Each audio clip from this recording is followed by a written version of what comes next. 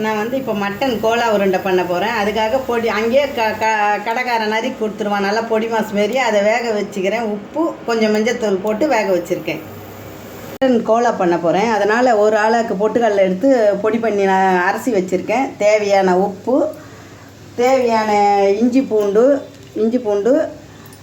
2 வெங்காயம் நல்லா பொடியாக நான் நறுக்கி அரைச்சி வச்சுருக்கேன். இஞ்சி பூண்டு இது வெங்காயம் போட்டுக்கிறேன். இது பாருங்கள், இந்த மட்டன் 1/4 கிலோ வாங்கி நல்லா வளைச்சி வேக வச்சுக்கிறேன். அது கூட இது கூட கலந்துடலாம். மட்டன் கோலா நான் வந்து ஒரு பச்சை மிளகாய் போட்டு இதில் அரைச்சி வச்சுக்கிறேன். வேணும்னா நீங்கள் வெறும் மிளகாத்தூளோட கொஞ்சம் போட்டுக்கலாம். நான் கொத்தமல்லி கருவேப்பிலை போடுறேன். போட்டு நல்லா இதை பிசைஞ்சிக்கலாம். இப்படி பிசைஞ்சுங்க.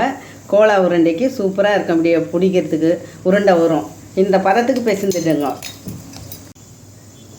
கோலா உருண்டை இப்போ ரெடி ஆகுது. இப்போ உருண்டையாக பிடிச்சி இந்த சைஸுக்கு போடுங்க.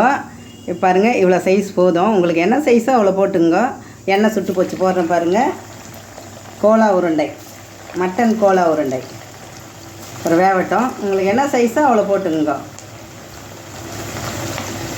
கோலா உருண்டை ரெடி ஆகிடுச்சு. பாருங்கள் என்ன அழகாக இருக்குது. நீங்களும் இதை போல் செய்து சாப்பிட்டு பாருங்கள். ராணி கிச்சனை மறக்காமல் பாருங்கள். லைக் பண்ணுங்கள், ஷேர் பண்ணுங்கள், கமெண்ட் பண்ணுங்கள். வணக்கம்.